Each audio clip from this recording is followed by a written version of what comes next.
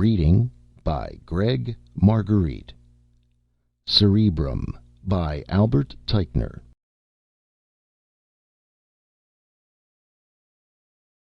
For thousands of years, the big brain served as a master switchboard for the thoughts and emotions of humanity. Now the central mind was showing signs of decay, and men went mad. The trouble began in a seemingly trivial way. Connor had wanted to speak to Rhonda, his wife, wished himself onto a trunk line, and then waited. "Dallas Shipping here, Mars and Points Jupiterward at your service," said a business is business, unwifely voice in his mind. "I was not calling you," he thought back into the line, now also getting a picture, first flat, then properly 3D and in color. It was a paranormally luxurious commercial office. "I am the receptionist at Dallas Shipping," the woman thought back firmly. "You rang, and I answered." "I'm sure I rang right," Connor insisted. "And I'm sure I know my job," Dallas Shipping answered. "I have received as many as 500 thought messages a day, some of them highly detailed and technical, and—" "Forget it," snapped Connor. "Let's say I focused wrong." He pulled back, and 20 seconds later finally had Rhonda on the line. "Queerest thing happened," he projected. "I just got a wrong party."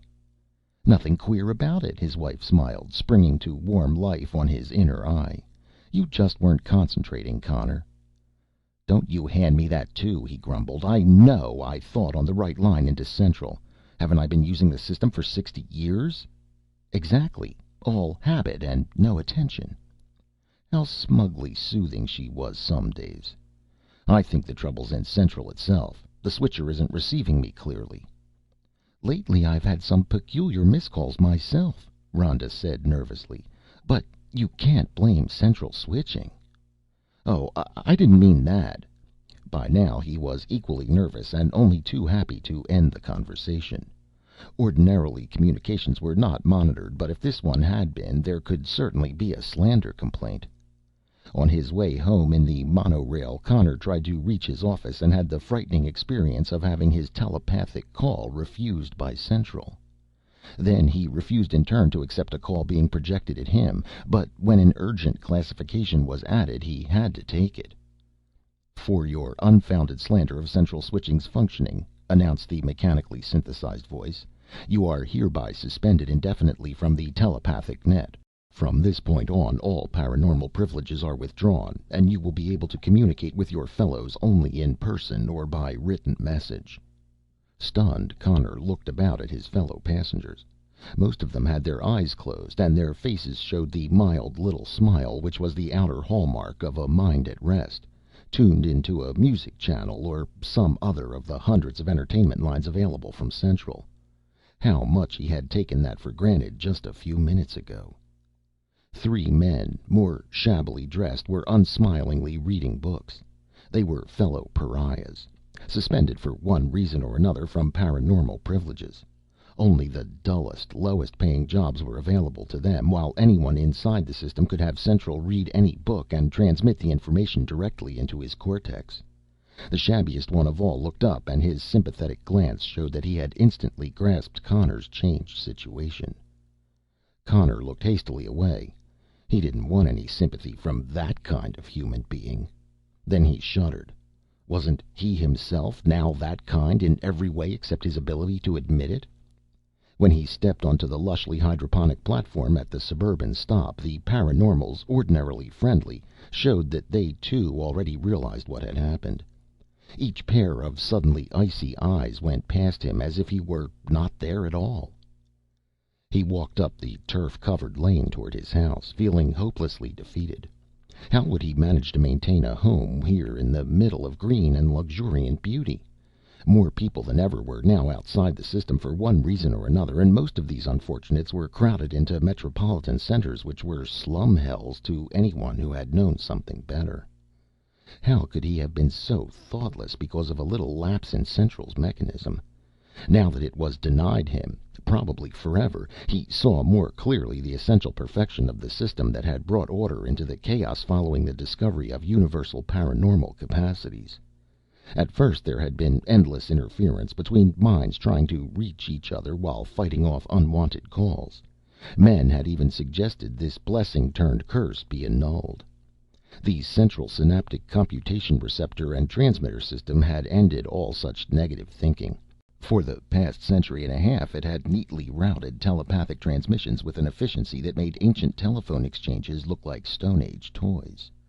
A mind could instantly exchange information with any other subscribing mind and still shut itself off through the central machine if and when it needed privacy. Except, he shuddered once more, if Central put that urgent rating on the call. Now only Rhonda could get a job to keep them from the inner slumlands. He turned into his garden and watched Max the robot spading in the petunia bed. The chrysanthemums really needed more attention, and he was going to think the order to Max when he realized with a new shock that all orders would have to be oral now. He gave up the idea of saying anything and stomped gloomily into the house. As he hung his jacket in the hall closet, he heard Rhonda coming downstairs. "Queer thing happened today," he said with forced cheerfulness, "but we'll manage."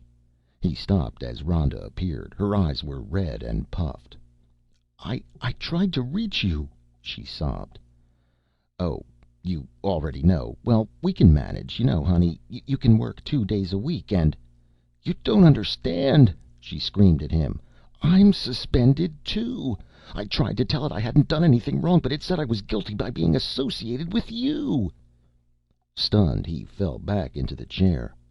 "Not you too, darling." He had been getting used to the idea of his own reduced status, but this was too brutal. "Tell Central you'll leave me and the guilt will be gone." "You fool! I did say that, and my defense was refused." Tears welled in his eyes. Was there no bottom to this horror? "You yourself suggested that?" "Why shouldn't I?" she cried. "It wasn't my fault at all." He sat there and tried not to listen as waves of hate rolled over him. Then the front bell rang and Rhonda answered it. "I haven't been able to reach you," someone was saying through the door. It was Sheila Williams, who lived just down the lane. "Lately lines seem to get tied up more and more. It's about tonight's game." Just then Rhonda opened the door and Sheila came to an abrupt halt as she saw her old friend's face.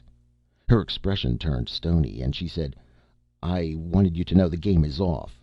Then she strode away. Unbelieving, Rhonda watched her go. "After 40 years!" she exclaimed. She slowly came back to her husband and stared down at him. 40 years of undying friendship gone like that. Her eyes softened a little. "Maybe I'm wrong, Connor. Maybe I said too much through Central myself. And maybe I'd have acted like Sheila if they had been the ones." He withdrew his hand from his face. "I've done the same thing to other wretches myself. We'll just have to get used to it somehow. I've enough social credits to hang on here a year anyway." "Get used to it," she repeated dully. This time there was no denunciation, but she had to flee up the stairs to be alone. He went to the big bay window and, trying to keep his mind blank, watched Max re-spading the petunia bed. He really should go out and tell the robot to stop, he decided. Otherwise the same work would be repeated again and again. But he just watched for the next hour as Max kept returning to the far end of the bed and working his way up to the window, nodding mindlessly with each neat twist of his spade attachment. Rhonda came back downstairs and said, "It's 6:30. The first time since the boys left that they didn't call us at 6." He thought of Ted on Mars and Phil on Venus and sighed. "By now," she went on, "they know what's happened. Usually colonial children just refuse to have anything more to do with parents like us. And they're right. They have their own futures to consider." "They'll still write to us," he started reassuringly, but she had already gone outside where he could hear her giving Max vocal instructions for preparing dinner. Which was just as well. She would know the truth soon enough. Without a doubt the boys were now also guilty by association, and they'd have nothing left to lose by maintaining contact. At dinner, though, he felt less kindly toward her and snapped a few times. Then it was Rhonda's turn to exercise forbearance and to try to smooth things over.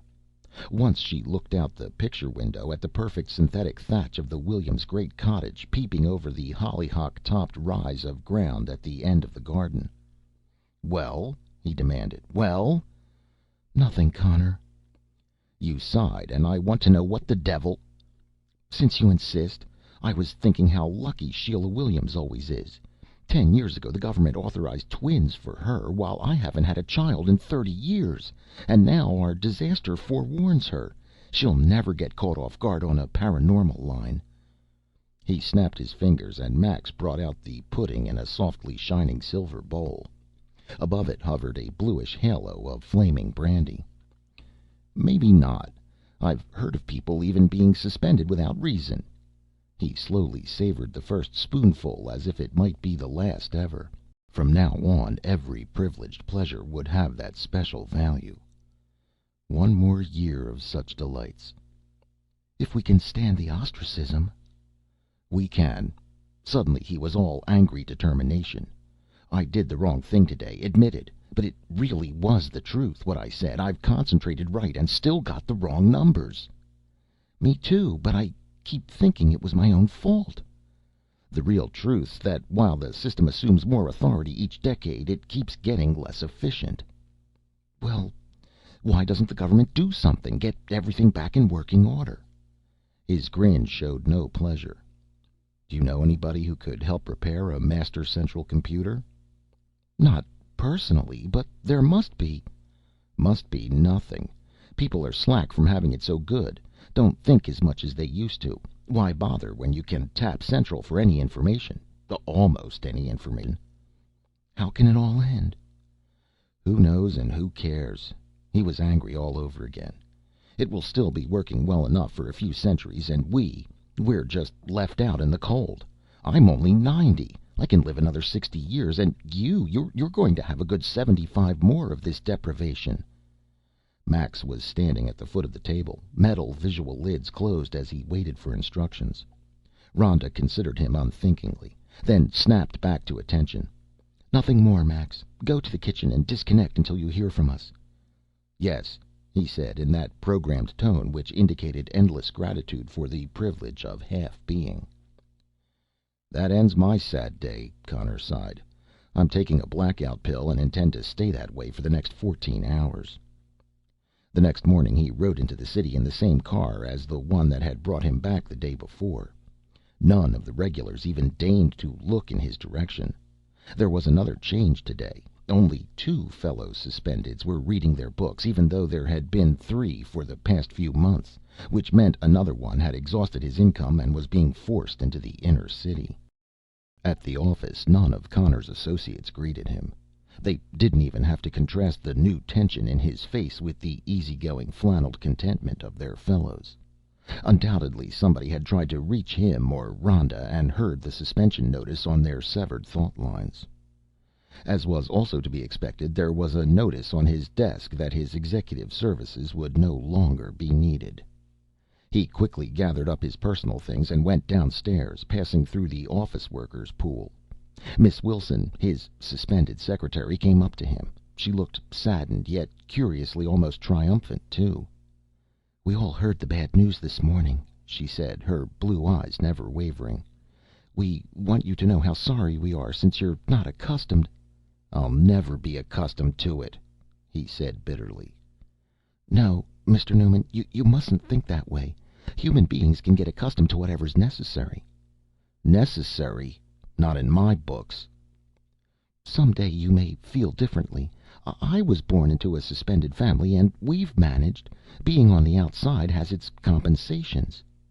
"Such as?" "Well," she faltered, "I really don't know exactly, but you must have faith it will be so." She pulled out a card from a pocket of her sheath dress. "Maybe you'll want to use this some day." He glanced at the card, which said, "John Newbridge, Doctor at Mind, 96th level, Harker Building. Appointments by writing only." There was no thought line coding. "I have no doubt," he muttered. But she was starting to look hurt, so he carefully slid the card into his wallet. "He's very helpful," she said. I mean, helpful for people who have adjustment problems." "You're a good girl," he said huskily. "Maybe we'll meet someday again. I'll have my wife write to you so you can visit us before we have to come into the city." "That," she smiled happily, "would be so wonderful, Mr. Newman. I've never been in a home like that." Then, choking with emotion, she turned and hurried away. When he reached home and told Rhonda what had happened, his wife was not in the least bit moved. "I'll never let that girl in my house," she said through thin lips. "A classless nothing. I'm going to keep my pride while I can." There was some sense to her viewpoint, but he felt uncertainly not enough for him to remain silent. "We have to adjust, darling. Can't go on thinking we're what we're not." "Why can't we?" she exploded. "I couldn't even order food today. Max had to go to the Automart and pick it up." "What are you trying to say?" "That you made this mess." For a while he listened, dully unresponsive, but eventually the vituperation became too bitter and he came back at her with equal vigor, until, weeping, she rushed upstairs once more. That was the first of many arguments. Anything could bring them on. Instructions for Max that she chose to consider erroneous, a biting statement from him that she was deliberately making herself physically unattractive. More and more Rhonda took to going into the city while he killed time making crude, tentative adjustments on Max. What the devil, he occasionally wondered, could she be doing there? But most of the time he did not bother about it. He had found a consolation of his own. At first it had been impossible to make the slightest changes in Max, even those that permitted the robot to remain conscious and give advice. Again and again his mind strained toward Central until the icy edged truth cut into his brain. There was no line. Out of boredom, though, he plugged away, walked past the disdainfully staring eyes of neighbors to the village library, and withdrew dusty microfiles on robotry. Eventually he had acquired a little skill at contemplating what essentially remained a mystery to his easily tired mind.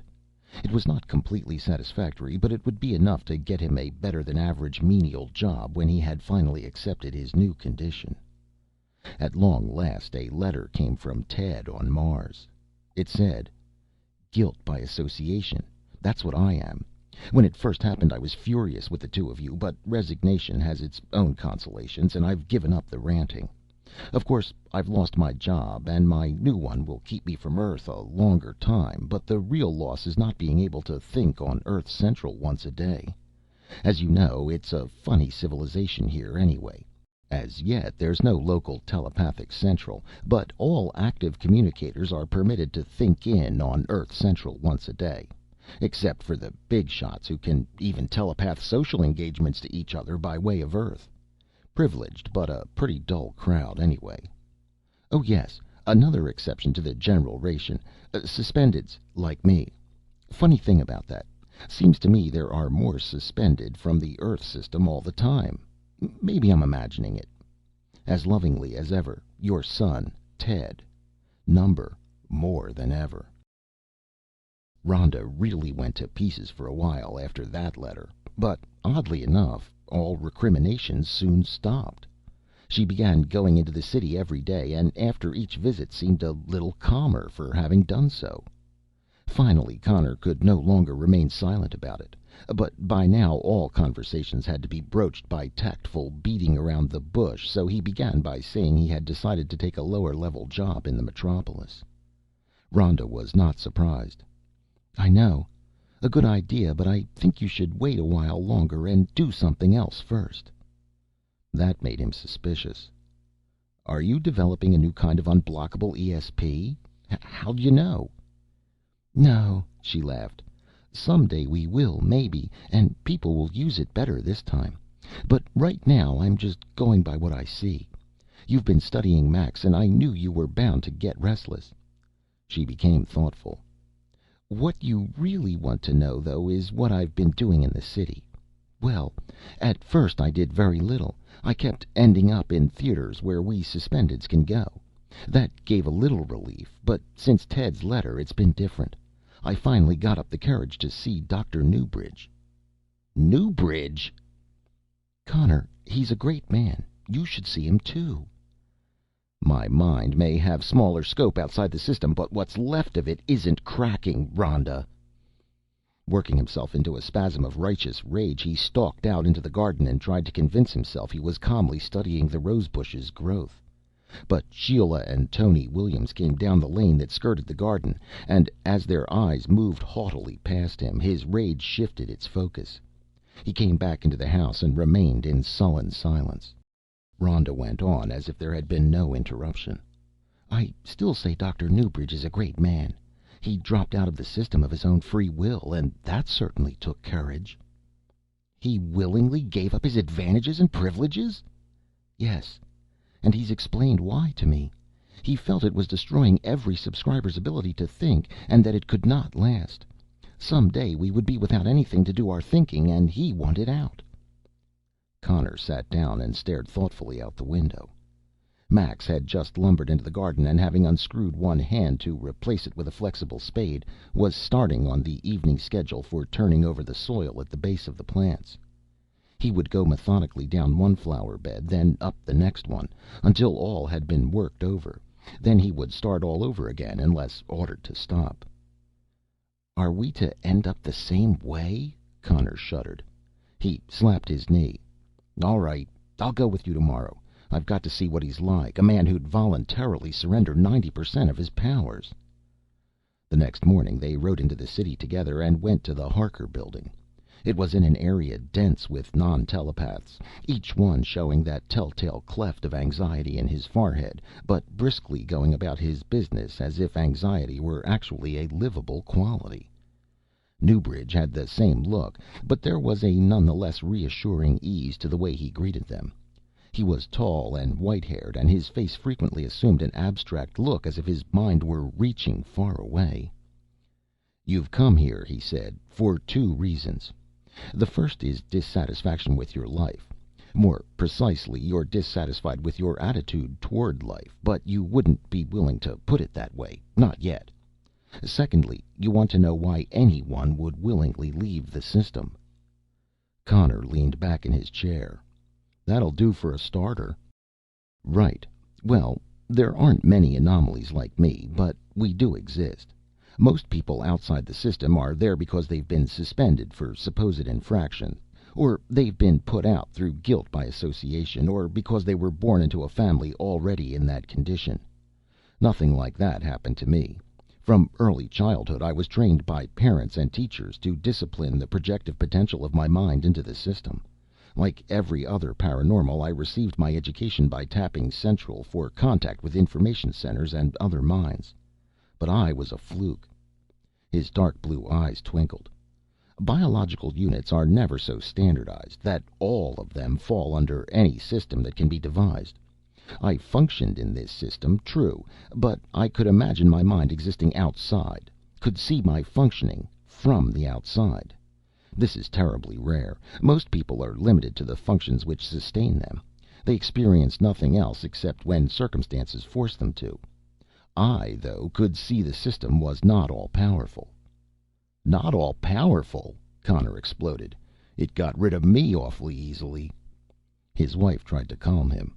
"Listen, dear, then decide." "You're surviving as a pariah, Mr. Newman, aren't you? Your wife tells me you've even started to study robot controls. Valuable knowledge for the future, and personally satisfying now. Millions of people do survive as outsiders, as do the planetary colonists who only have limited access so far to social telepathy. The system has built into it defenses against subscribers who lack confidence in it. If it didn't, it would collapse. But people in the system are not forced to remain there. They can will themselves out any time they close their minds to it, as I did. But they don't want to will themselves out of it. You certainly didn't. And their comfortable inertia keeps everything going. I think you have to know a little about its history, a history which would never have interested you if you were still comfortably inside it." He slowly outlined the way it had developed. First, those uncertain steps toward understanding the universally latent powers of telepathy. Then growing chaos as each individual spent most of his time fighting off unwanted messages. After a period of desperate discomfort, a few great minds, made superhuman by their ability to tap each other's resources, had devised the central system switchboard. Only living units delicately poised between rigid order and sheer chaos could receive mental messages, but this problem had been solved by the molecular biologists with their synthesized, self-replicating axons, vastly elongated and cunningly intertwined by the billions. These responded to every properly modulated thought wave passing through them and made the same careful sortings as a human cell absorbing matter from the world. Then, to make certain this central mind would never become chaotic, there was programmed into it an automatic rejection of all skeptical challenges. That was the highest moment of our race, Newbridge sighed. We had harnessed infinite complexities to our needs. But the success was too complete. Ever since then, humanity has become more and more dependent on what was to be essentially a tool and nothing more. Each generation became lazier, and there's no one alive who can keep this central system in proper working order. He leaned forward to emphasize his point. You see, it's very slowly breaking down. There's a steady accretion of inefficiency mutations in the axons, and that's why more and more switching mistakes are being made, as in your case.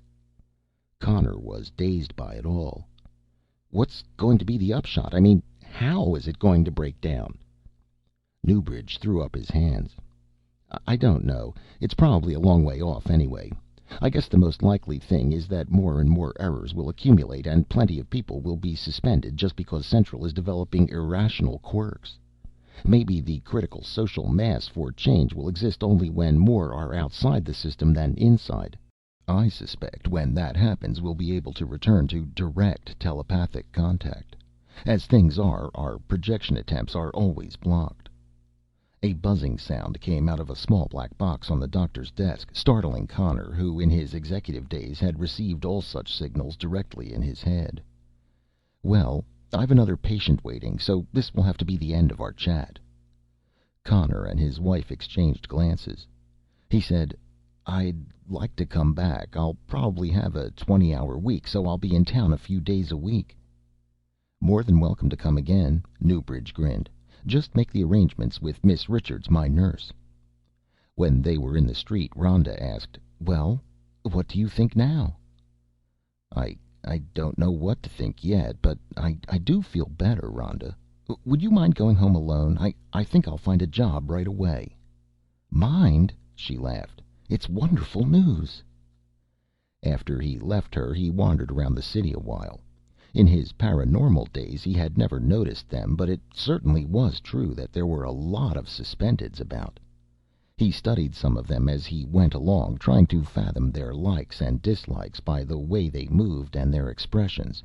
But, unlike the paranormals, each was different, and it was impossible to see deeply into them.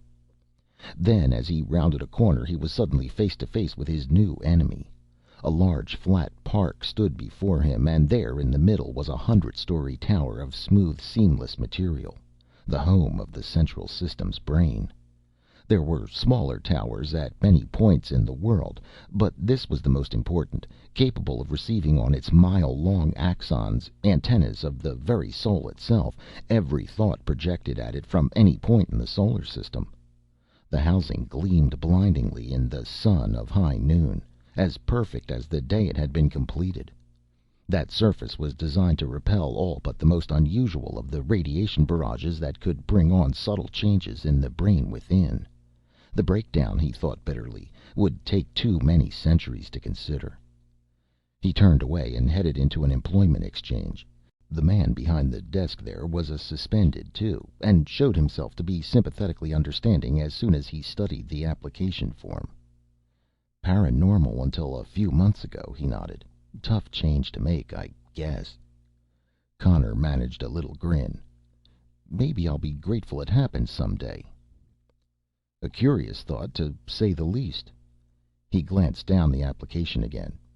Always some kind of work available, although there do seem to be more suspendeds all the time. Robot repair. That's good. Always a shortage there. So Connor went to work in a large building downtown along with several hundred other men whose principal duty was overseeing the repair of robot servitors by other servitors and rectifying any minor errors that persisted. He was pleased to find that while some of his fellow workmen knew much more about the work than he did, there were as many who knew less. But the most pleasing thing of all was the way they cooperated with one another. They could not reach directly into each other's minds, but the very denial of this power gave them a sense of common need. He visited Newbridge once a week, and that, too, proved increasingly helpful. As time went on, he found he was spending less of it regretting what he had lost. But once in a while a paranormal came through the workshop, eyes moving past the Suspendeds as if they did not exist, and the old resentment would return in all its bitterness.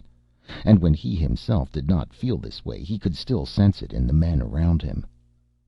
"Perfectly natural way to feel," Rhonda said. "Not that it serves any purpose."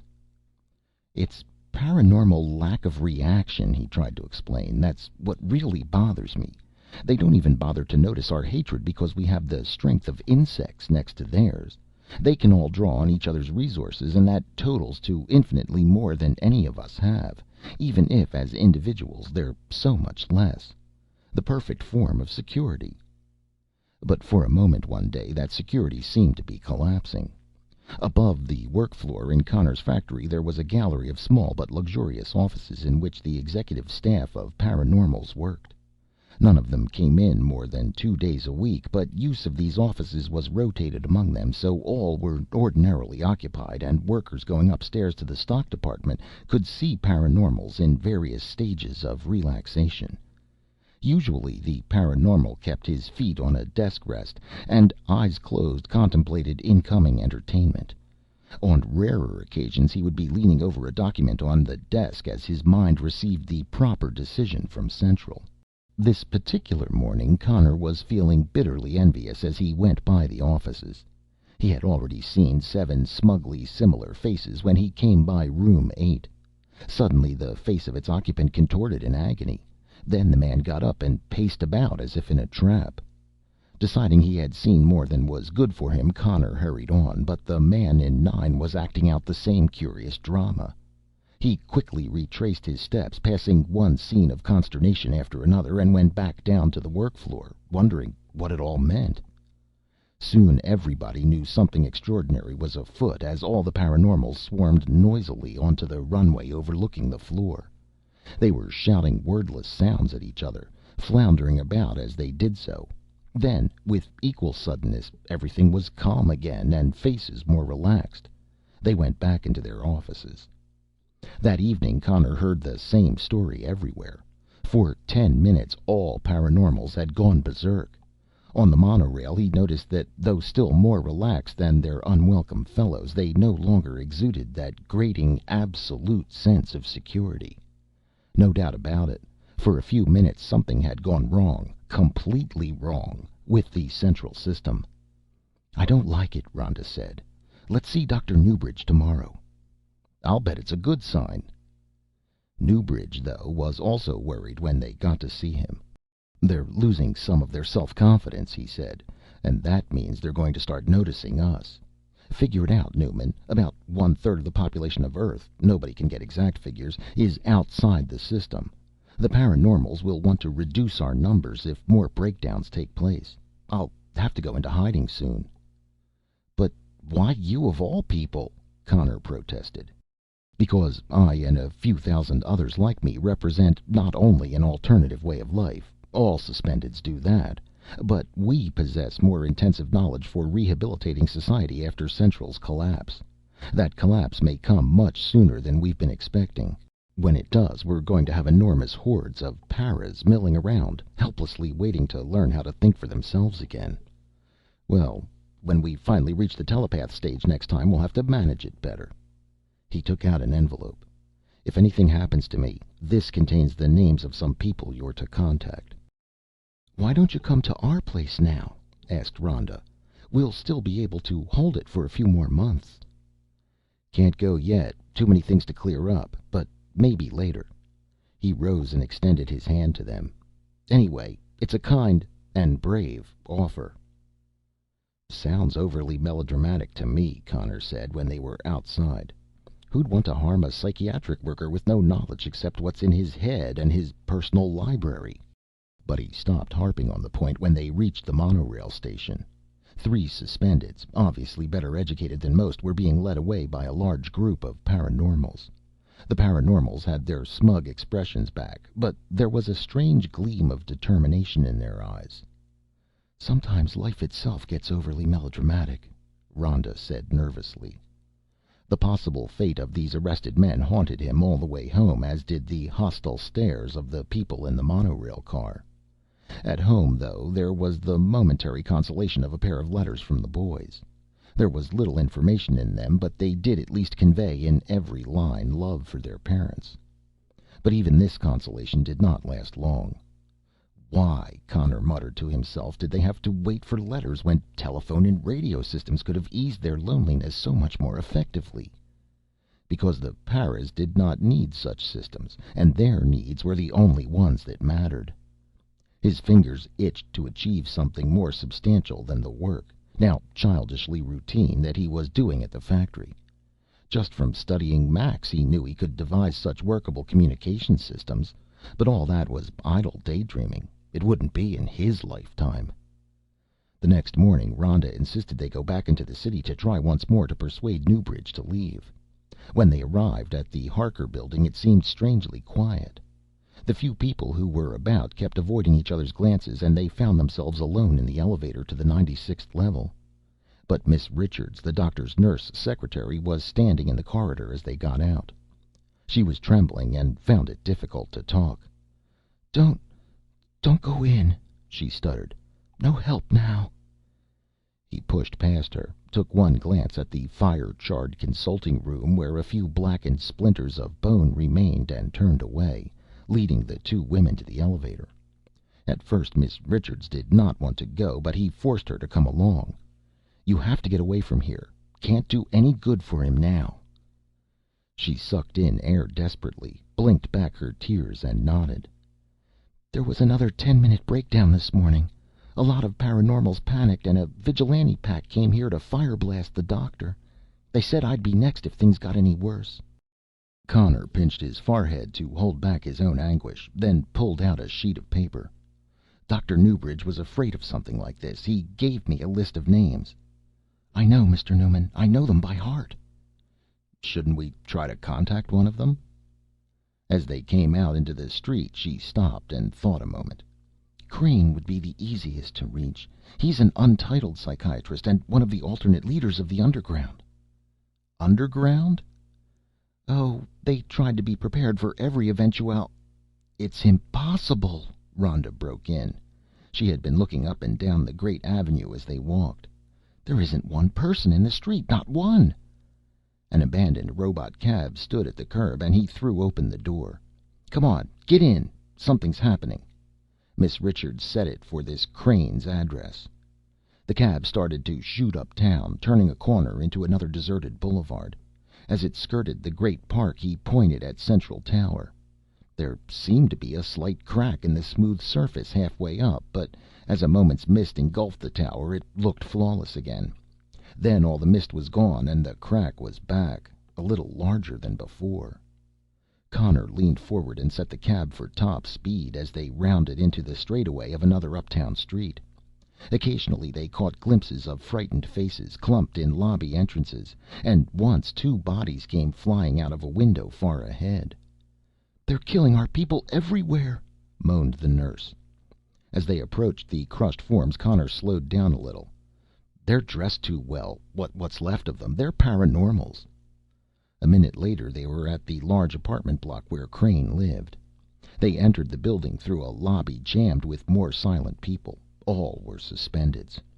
At first Crane did not want to let the trio in, but when he recognized Newbridge's nurse he unlocked the heavy bolted door. He was a massively built man with dark eyes set deeply beneath a jutting brow, and the eyes did not blink as Miss Richards told him what had happened. "We'll miss him," he said, then turned abruptly on Connor. "Have you any skills?" "Robotics," he answered. The great head nodded as Connor told of his experience at work and on Max. "Good. We're going to need people like you for rebuilding." He pulled a radio sender and receiver from a cabinet and held an earphone close to his temple, continuing to nod. Then he put it down again. "I know what you're going to say. Illegal, won't work, and all that. Well, a few of us have been waiting for the chance to build our own communications web, and now we can do it." "I just want to know why you keep mentioning our rebuilding. They're more likely to destroy all of us in their present mood." "Us?" He took them to the window and pointed toward the harbor where thousands of black specks were tumbling into the water. "They're destroying themselves. Some jumping from buildings, but most pouring toward the sea, a kind of oceanic urge to escape completely from themselves, to bury themselves in something infinitely bigger than their separate hollow beings. Before, they were more like contented robots. Now they're more like suicidal lemmings, because they can't exist without this common brain to which they've given so little and from which they've taken so much." Connor squared his shoulders. "We'll have our work cut out for us. Dr. Newbridge saw it all coming. You did too." "Not quite," Crane sighed. "We assumed that at the time of complete breakdown the system would open up, throwing all the subscribers out of it, leaving them disconnected from each other and waiting for our help. But it worked out in just the opposite manner." "You mean that the system is staying closed as it breaks down, like a telephone exchange in which all the lines remained connected and every call went to all telephones?" "Exactly," Crane replied. "I don't understand this technical talk," Rhonda protested, watching in hypnotized horror as the speck swarm swelled ever larger in the sea. "I'll put it this way," Crane explained. "Their only hope was to have time to develop the desire for release from the system as it died. But they are dying inside it. You see, Mrs. Newman, every thought in every paranormal's head, every notion, every image, no matter how stupidly trivial, is now pouring into every other paranormal's head. They're over-communicating to the point where there's nothing left to communicate but death itself."